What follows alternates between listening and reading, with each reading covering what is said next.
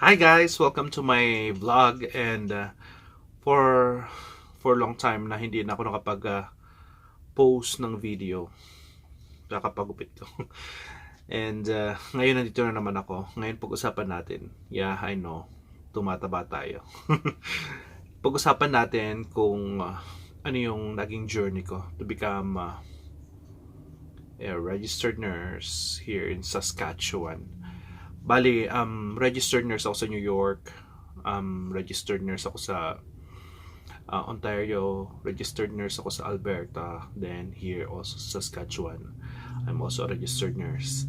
And ano ba yung naging journey ko sa pagiging rehistradong nurse ko dito sa Canada? Bali, nagsimula yun nung magpunta ako dito sa Canada, which is wala na akong plan. Sabi ko, wala na akong plan maging nurse kasi sa daming mga requirements na kailangan at maraming kailangan na i-fulfill, na ipasa sa isang regulatory body.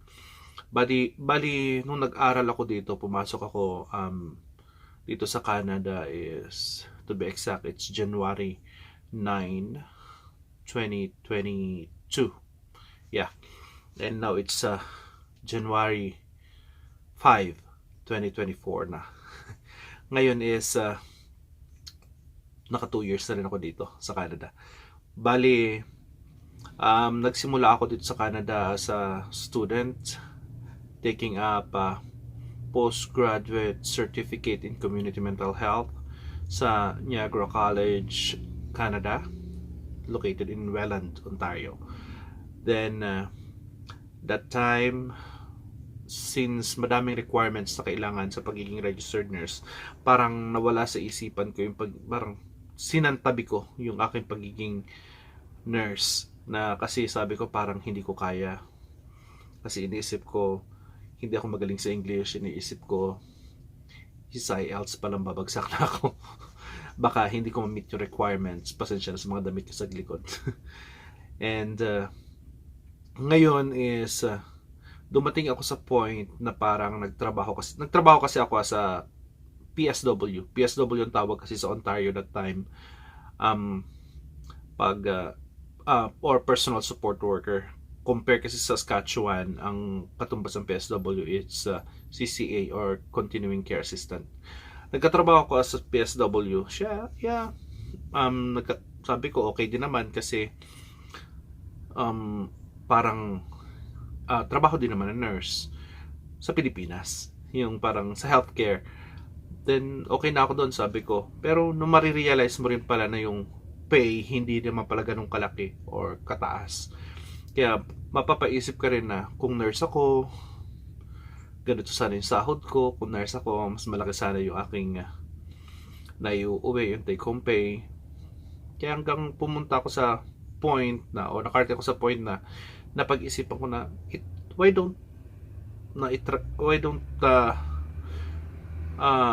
try na mag-process ng documents pa isa-isa, in case man na swertehin. Sabi ko baka ito na yung pagkakataon. Kaya that time, I think as I remember, April or May ng 2022 nagsimula akong mag-process ng aking ENAS when I was still in Ontario.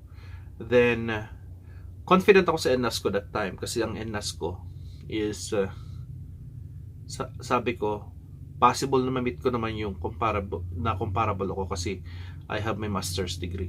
I have my Master of Arts in Nursing in the Philippines. Then yun nga, nakapagpasa ako ng ENAS. Then hanggang lumabas yung ENAS ko, lumabas na last year din, 2022. And lumabas sa kanya kasi ang in-apply ko that time is for LPN or Licensed Practical Nurse at saka RPN. Not RPN, sorry, RN. LPN and RN. Dalawang application for ENAS. Then syempre magbabayad ka, malaking halaga yung dalawang assessment na yon. And ang lumabas sa LPN ko is comparable. Then also yung RN ko, it's comparable. Doon nga, nagsimula na ako mag-process ng aking CNO. Then habang nag-aaral ako, hanggang natapos ko na rin, hindi ko naman pinagpatuloy yung CNO ko, pero andun pa rin naman na parang kinonect ko na yung aking NNAS sa aking CNO. Then may mga dapat akong emit na requirements from CNO. Pero parang sabi ko, madali lang iba, pero pagdating sa mga, ang iniisip ko that time, kaya hindi ko na i-pursue kaagad. Kaya inabot pa ako ng 2023 kasi ang iniisip ko yung experience sa Philippines. Ang kailangan kasi, not in the Philippines, yung experience ko sa Middle East. Kasi sa Middle East kasi, ang problema is yung processing, napakatagal. Hindi kagad sila nakapagpadala ng documents.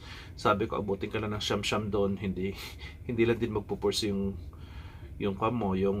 application. Yun ang naging concern ko that time. Kaya pinagpaw sa walang bahala ko na. Hanggang nakarating ako ng September 2022, nakarating ako ng Nova Scotia. Nakapagtrabaho ko doon as Continuing Care Assistant or CCA. Then parang hindi ako naging masaya. Sabi ko, parang hindi ako tatagal that time sa Nova Scotia. Until dumating yung point na natanggap nga ako dun sa mga previous vlog ko na natanggap ako na makapagtrabaho sa Saskatchewan. Then na-hire ako as CCA sa Saskatchewan. Then pinagpatuloy ko din yung application ko for my RN. Then na-realize ko, sabi ko, meron nga pala akong ATT approval that time since last year pa, na parang since 2022 pa. And December kasi ng 2022 na Saskatchewan na ako. Then na-realize ko, sabi ko may ATT nga pala ako. Then yun yung application ko that time sa New York. Then inisip ko, sabi ko, kung mahihirapan ako makapag-take ng exam using my account sa CNO, bakit hindi ko ipagpatuloy yung aking New York ATT. Hanggang yun nga, naisip ko may ATT na, exam na lang kailangan, in-apply ko na yung aking ATT. Until nakapag-schedule ako ng aking examination, tinagalan ko pa. I'm planning that time na mga December, mag-take na ako ng NCLEX. Pero wala akong review kasi nagkatrabaho ako. Inabot ako ng January, February, hanggang sa in-adjust ko, na-request ko na to reschedule yung aking kasi nag-book na ako ng exam that time. Nirebook ko na lang. Hanggang ayun nga, nagkaroon na ako ng chance na parang sabi ko, okay, i-schedule ko ito by August ng 2023 kasi CCA din ako that time. Then August, before dumating ang August, nag-review ako. Siguro yata hindi ako mapakali kasi talagang pagdating doon sa review na binayaran ko, talagang mababa. Kumbaga, mababa yung mga points na nakukuha ko. Kaya sabi ko, parang walang chance na papasa ako. Napanghinanong ng loob, pero sabi ko, since saka-register naman na ako, itry ko na lamang. Sabi ko, wala mawawala. If I fail, then I'll try again. Then if I failed again, I'll try until magsawa si NNAS, si NCLEX at maipasa niya ako. Then yun nga, to be exact, I took my NCLEX last August 15, 2023. Then ayun, hindi ako mapakali that time, hindi ko pinagsasabi. Pero alam na mga trabaho ko na magte-take ako ng NCLEX within that year. Sabi ko, pag dumating yung point na hindi ako nagpakain hanggang December, ibig sabihin, I failed. Pero kung one time nakapagpapansit ako within that year, ibig sabihin pumasa ako. Yun lang sabi ko sa kanila, pero hindi ko sinabi kung ano exact date. Pero in-apply ko na parang 15 ang exam ko, 10 pa lamang nag-request ako ng leave. Parang sabi ko family leave, ganun. Pero iniisip nila baka daw mag-exam ako. Sabi ko hindi ako mag-exam. Sabi ko punta ako ng Calgary para mag-process ng document sa Philippine Embassy. Yung parang hindi siya Philippine Consulate. Philippine Consulate. Pero the truth is, pinaghahandaan ko yung 15 kasi examination ko. And yun nga nangyari. Dumating yung point na nag-exam ako ng August 15. Then nag-stop ako sa number questions 105 kasi nung sa 106 ako, doon na nag-stop yung aking computer. Then inisip ko I failed already. I'm almost crying sa sasakyan, hindi ako makapag-drive. Sabi ko na lang, nirelax ko yung sarili ko, sabi ko total malapit naman ito sa Jollibee. Ititreat ko lang yung sarili ko mag-Jollibee. Tapos yun na nga, nag-drive na ako. Then sobrang stress ko kasi I felt I failed my exam. Nagda-drive ako, pabalik ako ng Moose Jaw from Regina to Moose Jaw. Suddenly nag-ring yung telephone ko. Inoferan ako bigla ng overtime. Dahil nga sobrang stress ko, pag nag-book ako sa bahay for 3 p.m. daw for evening shift, kasi ang evening shift is 3:15 to 11:45 evening. Sabi ko pag nag-book ako sa bahay, kahit pagod na pagod ako, sige na, tanggapin ko yung overtime. Nag-drive ako hanggang sa nakarating ako sa bahay, sa aking apartment. Nagbihis lang ako. Then nagtrabaho na. Stress ako that day. Sabi ko, masama yung pakiramdam ko. Sabi ko is, nakwento ko na pati na para mapag-releasean ako ng aking emotion. Nakwento ko na sa aking katrabaho na hindi totoo ha. Pero sabi ko, meron akong kaibigan, nag-take ng exam, and they failed, ganyan. Kasi I want to make an impression sa kanila na mahirap talaga. Kaya if I fail, parang hindi na bago sa kanila. Then that time, syempre after na exam mo, mag-antay ka ng 2 days, 48 hours. Yeah. That's 2 days before lalabas yung exam result. Then yun nga, nung mga 2 days na yun, hindi ako makatulog, talagang hindi ako mapakali. Lahat ng pagdarasal ginawa ko. Sabi ko, kayo na bahala kung ano mangyayari. Then early in the morning, 15, 16, 17, 17, early in the morning, talagang wala akong tulog kasi hindi ako makatulog. Ina-expect ko the next day lalabas na anytime soon. Then yun, sabi ko, bahala na. I accepted the fact na I failed already. Pero nung pag-open ko ng aking account, dun sa Pearson, Pearson VUE, ayun, sabi, di ba, kailangan mo magbayad ng around $7 Canadian dollars para lumabas yung result. Then yun na nga, I think it's not Canadian dollar, it's US dollar. Then yun, nung pag-pop up nung result, may nakita ko agad na green. Ang inisip ko agad, pasado yun. Sabi ko, tinignan ko, hinanap ko talaga yung word na pass. Then that's it, I passed my NCLEX examination and I became an RN. Then after that, yun, kinulit ko ng HR about transferring from CCA to RN. Kinulit ko na sila kung saan may availability ng full-time permanent kasi meron pa akong 1 year na kailangan sa return service with SHA kasi nga kinuha nila ako from outside Saskatchewan. And talagang pinilit ko. Kailangan, sabi ko, ma-practice ko na kaagad. Then everyone, mga manager ko, masasaya sila kasi nakapasa na ako. Naggarap ako kahit anong malayo na basta makapag-practice ako ng RN. Then, until such time na may naging offer dito sa amin, dito sa area, sa Musjo, ng full-time permanent. Yun na nga, nakuha ko yung position. Kaya until now, I'm RN. Kaya August, September, October, hindi pa ako nagtrabaho niya as an RN. CCA pa rin ako. Nakapag-start lang ako ng aking trabaho November na. Pero sa kabilang lugar, which is sa Weyburn, nakapag-start ako doon November 3.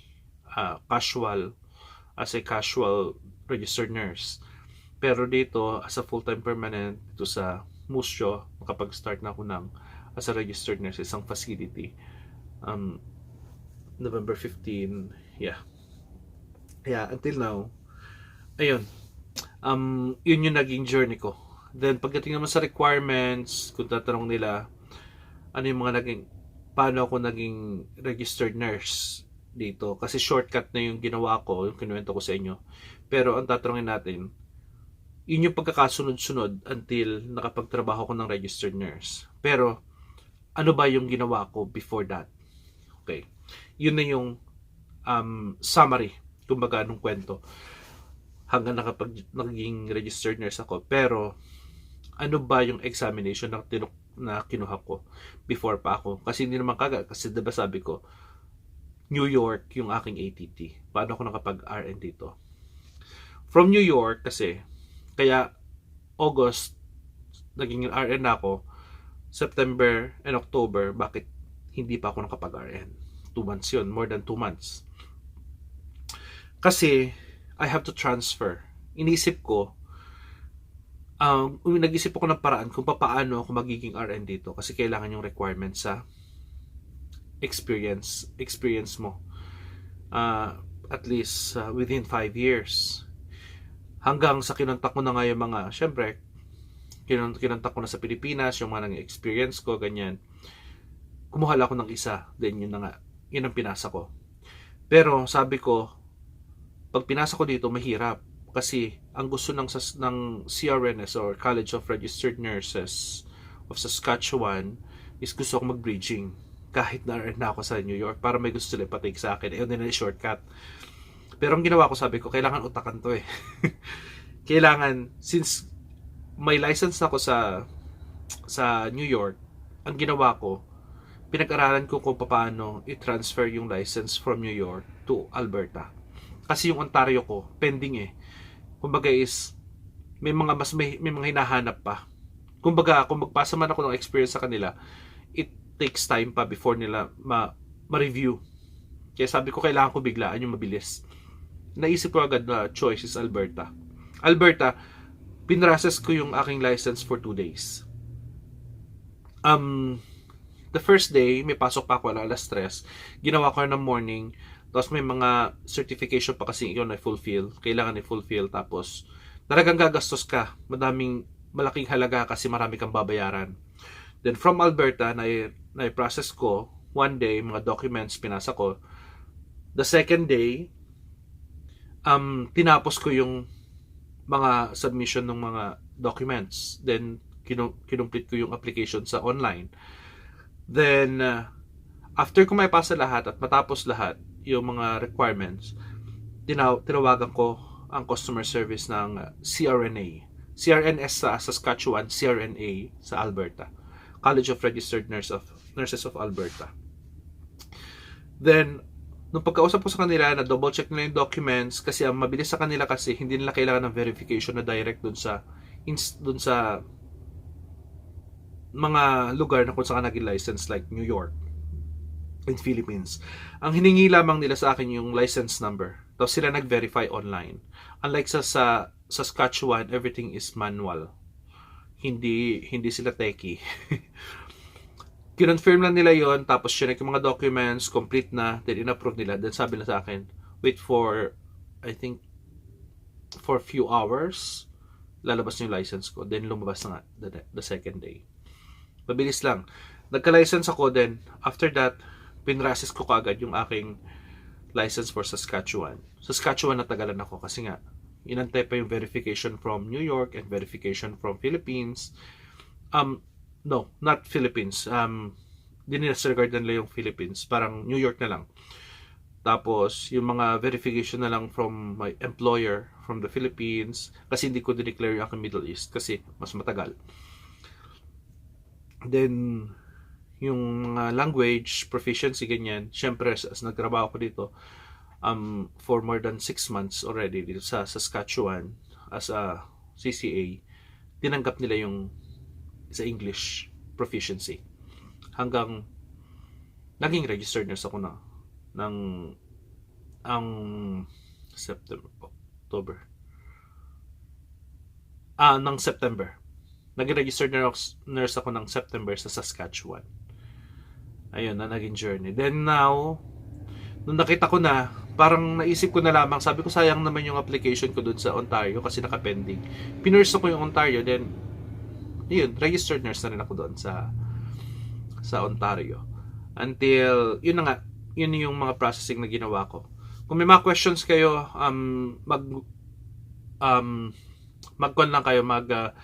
comment kayo, then pwede ko naman gawan ng another video clip yung aking journey as IEN sa pagiging nurse ko dito sa Saskatchewan or dito sa Canada.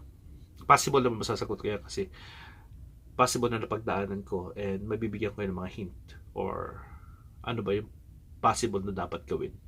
Okay? Thank you for that and good luck sa mga international educated nurses, mga kababayan ko na mga Pilipino na pupunta dito sa Canada or nandito sa Canada na they are processing their documents to become a registered nurse here in Canada or specifically in Alberta, Saskatchewan, or Ontario. Okay?